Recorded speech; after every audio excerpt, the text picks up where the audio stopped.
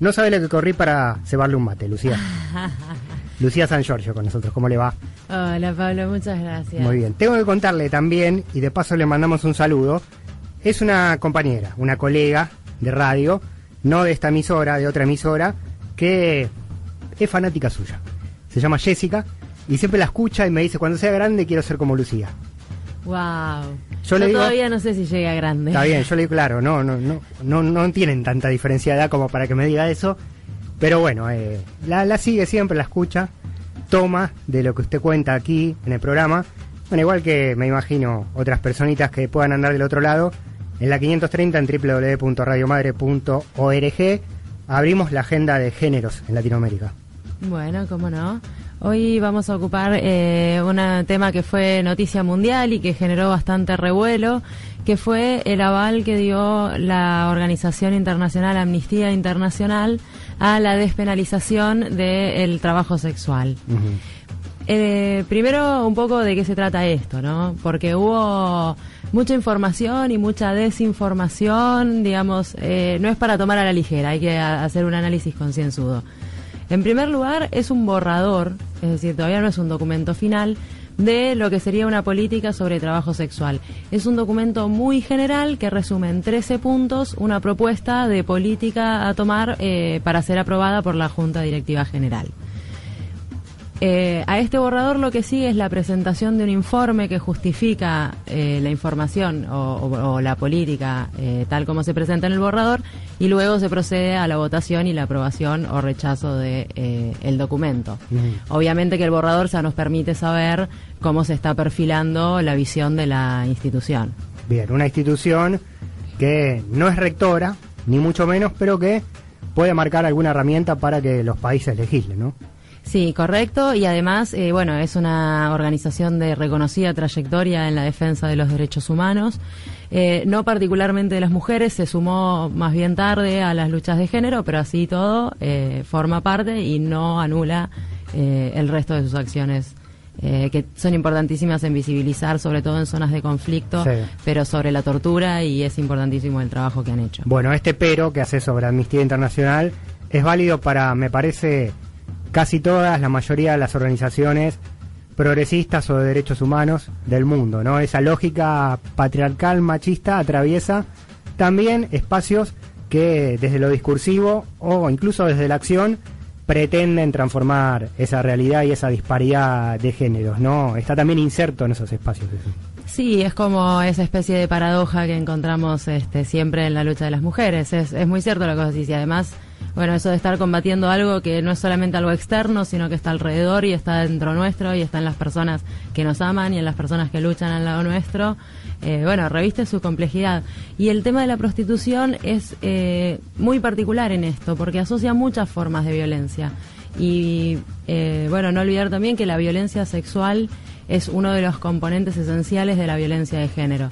Entonces tenemos que tomarnos el tiempo de desarmar un poco todo esto y sobre todo de pensarlo, porque no es un asunto sencillo. Incluso los expertos que hacen investigaciones durante años reconocen lo intrincada que es la trama de esta institución de nuestra sociedad. Sí, el tema de la prostitución también es un asunto muy complejo.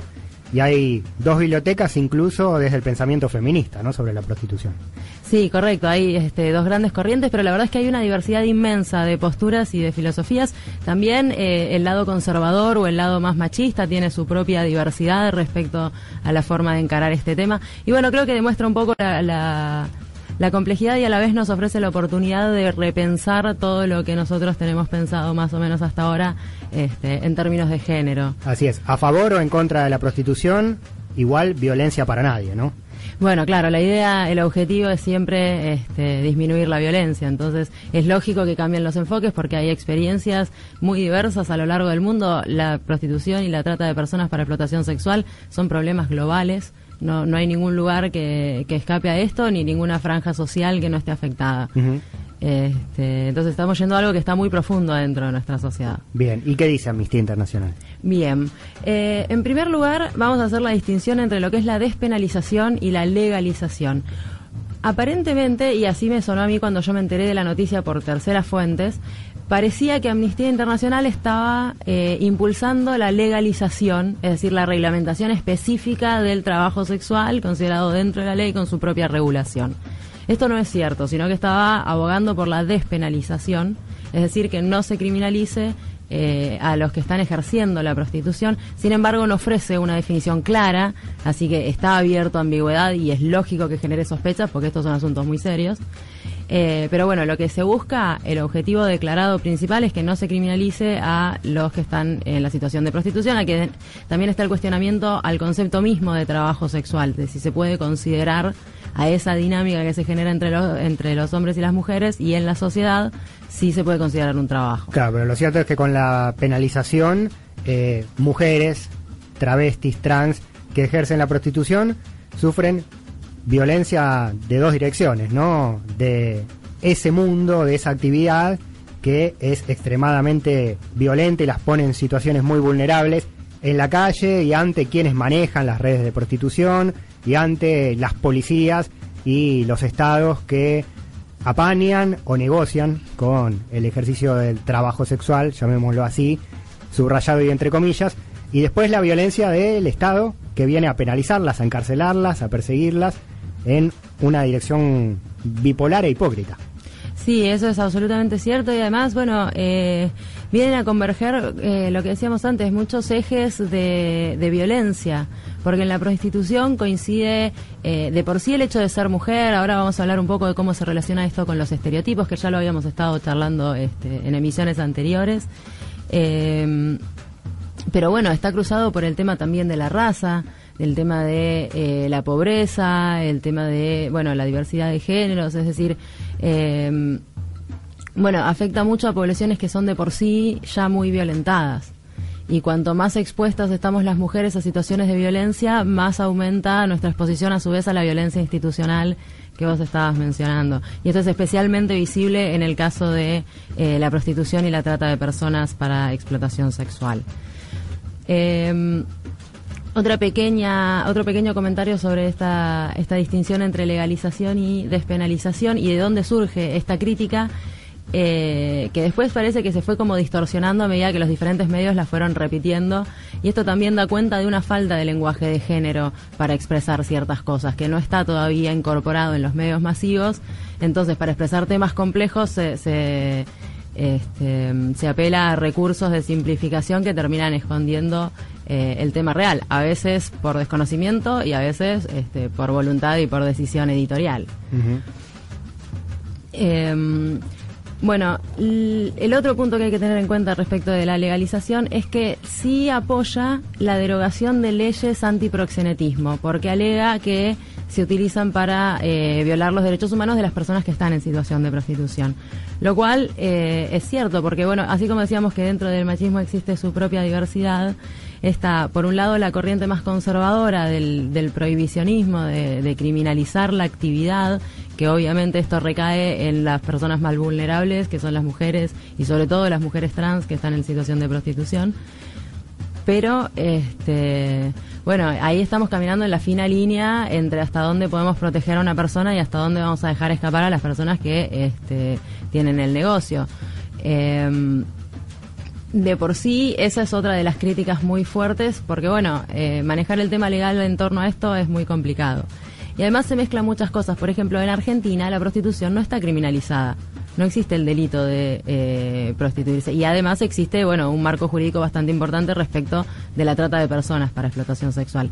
Sin embargo, la violencia que experimentan las personas que se reconocen como trabajadoras sexuales, que de hecho hay una organización bastante importante en Argentina y también en América Latina, se ven expuestas bueno, a este tipo de violencias. Uh-huh.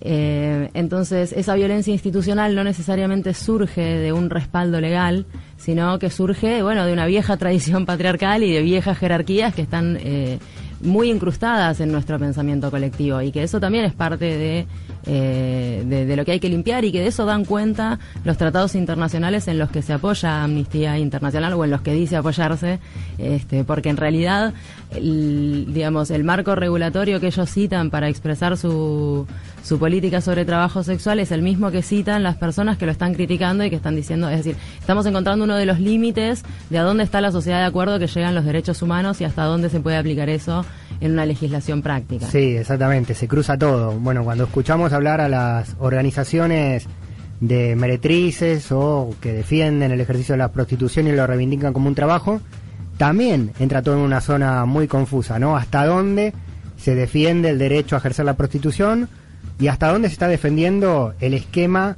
de prostitución regenteada que existe por parte de tipos y tipas que controlan zonas de manera mafiosa y que explotan chicas, trans y travestis para el ejercicio sexual, que no se quedan con el producido de su trabajo en su totalidad, sino están tercerizando su cuerpo, y qué más patriarcal y machista que eso, ¿no? Sí, ni hablar de las estructuras culturales que se reproducen a través de la prostitución, porque, digamos, la disposición de cuerpos de mujeres para ser prostituidos en cualquier momento es un factor cultural muy importante, y además es una especie de escuela de la violencia sexual contra las mujeres.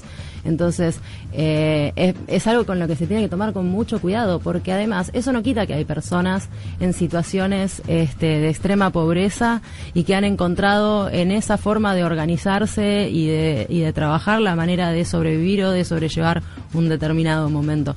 Digamos, hay que dimensionarlo para mí desde la realidad social de las mujeres, es decir, la prostitución se tiene que entender como... Bueno, como dice el modelo sueco, que es a quien citan las personas que criticaron el enfoque de Amnistía Internacional, considera que la prostitución es algo que la sociedad les hace a todas las mujeres. Es decir, no es algo que los prostituyentes les hacen a las prostitutas, es algo que la sociedad, es una forma de violencia contra las mujeres. La sociedad es prostituyente. Exacto, es un enfoque más parecido a eso. No sé si lo dice textual, pero ese es el enfoque. Y esto está un poco reflejado, no de forma tan concreta, en las convenciones internacionales que mencionábamos nosotros también acá. No está, digamos, tan firmemente escrito, pero también está orientado en ese sentido de que la violencia sexual y el ejercicio de la prostitución están muy relacionados con el mantenimiento de las desigualdades de las mujeres y, bueno, además con una incapacidad de desarrollo de los propios países cuando existe una violencia generalizada hacia las mujeres. A mí me gustaría llevar la reflexión ahora a un nivel un poco más global, lo que decíamos ahora, ¿no? De analizar un poco en qué sociedad se está dando este aval de Amnistía Internacional a una despenalización con estas características. Para empezar, me gustaría mencionar el tema de la tierra, porque es bastante brutal para nosotras las mujeres, porque menos del 1% de todas las tierras del planeta pertenecen a las mujeres. Es decir, estamos partiendo de una base en la cual las mujeres somos exiliadas en nuestro propio planeta. Es decir, ¿qué vamos a poder llegar a negociar desde esa posición considerando solamente ese dato?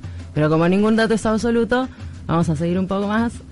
Ya habíamos visto, podemos hacer como un pequeño repaso de lo que fuimos viendo en diferentes columnas. Lo primero que habíamos visto eran las mujeres en el poder político, que hoy por hoy están más o menos en un 23% a nivel mundial y alrededor del 26% en América Latina, es decir, que representa aproximadamente un cuarto del poder global, que viene mucho mejor que el tema de la posesión de la tierra, pero todavía bastante atrás de lo que podría ser un pie de igualdad participativa. La aparición de las mujeres en los medios también a nivel mundial está cerca de un cuarto de las veces en las que las mujeres aparecen como sujeto generador de las noticias. Y si vamos a analizar la cuestión de la prostitución y cómo afecta a la sociedad, sí o sí tenemos que hacer una mirada de cómo se balancea el mercado de trabajo en el cual estamos viendo cómo va a ser afectado. Ya habíamos hablado un poco de esto con el tema de la división sexual del trabajo, de qué áreas se concentran los varones y las mujeres, el trabajo impago, las víctimas de trata, que son en un 90% mujeres y niñas. Lo que vos mencionabas, en América Latina somos exportadores de víctimas de trata, se genera acá cerca del 4.1% de las ganancias de trata de personas y el 49% se genera en los países centrales, que son los receptores de las mujeres latinoamericanas. Hablar de eso en términos económicos ya nos marca qué mal que estamos, ¿no? Sí, y también nos ayuda a dimensionar, porque esto es una industria, esto no es no es una cooperativa que surgió, algún movimiento autónomo, esto es una industria que tiene muchísimos años, y en la cultura yo creo que tiene el rango de institución, porque es una organización que estructura la forma en que vivimos y en que nos relacionamos. No se puede tomar a la ligera de ninguna manera. Seguimos repasando. Las mujeres sin ingresos propios están entre el doble y el cuádruple que los hombres en América Latina, en cualquier país, y representan entre el 20 y el 40% de la población. Hay países de América Latina donde casi la mitad de las mujeres no tiene ingresos propios. Es decir, estoy dando estos datos, no quiero llegar a ninguna conclusión, pero sí quiero que repasemos un poco y que pensemos desde dónde se da y qué rol juega esta violencia sexual en el mantenimiento de todas estas otras desigualdades que estamos enumerando. Digo, ¿podría ser tan común que las mujeres realizaran el trabajo impago en los hogares si no hubiera un porcentaje de mujeres que está secuestrada en una situación de extrema violencia y que eso se reproduce a lo largo de la cultura, por ahí no de forma tan violenta, pero sí con los mismos patrones?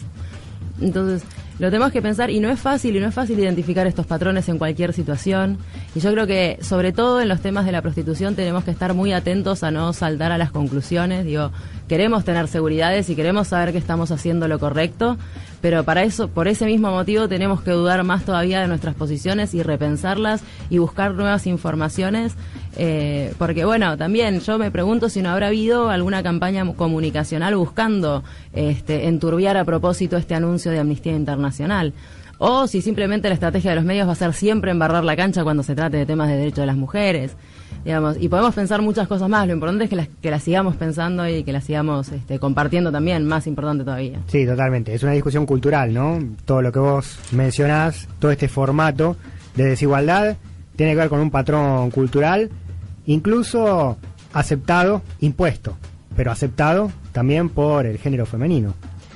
Sí, es una cuestión, digamos, un poco lo que trato de plantear es esto, ¿no? Hasta qué punto uno puede aceptar las condiciones que le impone un invasor y un tirano, digamos. Y no por exculpar a las mujeres de nada, porque de hecho hoy gozamos de una libertad y de una capacidad de comunicarnos entre nosotras como no pasó jamás en la historia. Y eso es una oportunidad que tal vez no dure para siempre y la tenemos que aprovechar. Por eso hay tanto quilombo. Sin lugar a dudas. En el buen sentido. Claro, sí, yo creo que por eso a mí me interesa abordarlo de la manera lo más reflexiva posible, porque me parece que tenemos una oportunidad de analizar a nuestra sociedad bajo una lente que nos permite ver una diversidad de posiciones y una complejidad de violencias que no cualquier tema nos permite. Así es. A mí me gustaría hablar un poquito del caso de Argentina. En Argentina, bueno, como te decía, tenemos una ley bastante completa contra la trata de personas y muy atacada desde los sindicatos de meretrices, como decías vos, que a su vez se fraccionó entre quienes apoyaban más una reglamentación para lo inmediato y quienes apoyaban un modelo más abolicionista, más similar al modelo nórdico. Pero la realidad es que esto permitió que se avance muchísimo la investigación, si bien siguen existiendo un montón de trabas, un montón de complicidades, destrucción de pruebas a la luz del día, digamos, la situación es muy grave respecto de lo que son las investigaciones, pero aún así es uno de los relevamientos más completos con los que contamos hoy en la región.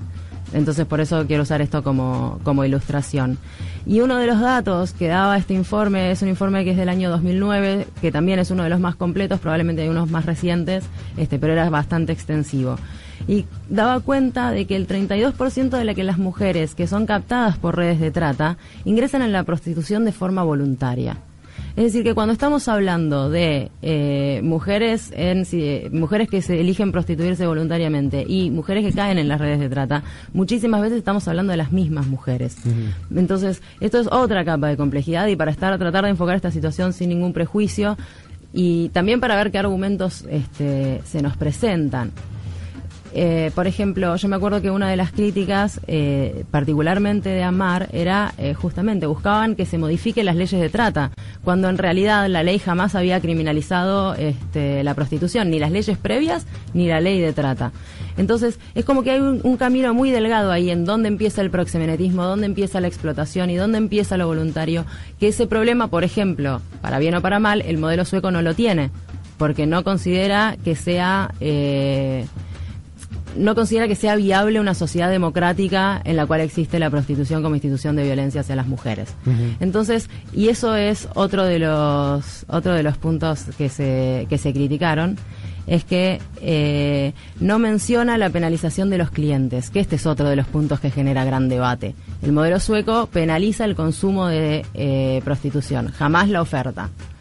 Entonces, esto preocupa a mucha gente, porque el consumo de prostitución y sobre todo el consumo de explotación sexual, que es la mayoría, es todo el mundo. Están en todas las franjas sociales y están en todos lados, y muchas veces están en las comisarías y están en los juzgados, en donde se tiene que atender a las mujeres que son víctimas de esta violencia. Sí, muchas veces están en los círculos de poder. Exacto. En los estratos de los gobiernos. Y bueno, por eso se llama redes de trata, no son solamente redes criminales, son redes que tienen una parte criminal y una parte que está inserta en el Estado e incluso en el sector privado. Entonces, desarmar esto es muy complejo. Entonces, yo trato de aproximarme con una idea de no descartar ninguna posibilidad. Entonces, creo que aún si este tipo de políticas, con los errores que tienen, se llegan a aplicar en algunos países, al menos van a servir como experiencia y va a haber un relevamiento. E incluso si ocurre un desastre o un gran fracaso, como se considera en algunos casos el modelo holandés, porque resultó lo contrario de lo que se buscaba, aún así queda esa experiencia y se puede seguir construyendo conocimiento y podemos seguir buscando la manera de mejorarlo y de mejorar la sociedad. Sí, lo vamos a seguir a nivel regional, a nivel nacional, bueno, a nivel mundial, ¿no? Como vos decís, es una problemática que atraviesa todo el planeta y todos los estratos sociales y políticos, pero como decís, ¿no? Creo que desde tantas preguntas se puede abordar también esta cuestión multicausal.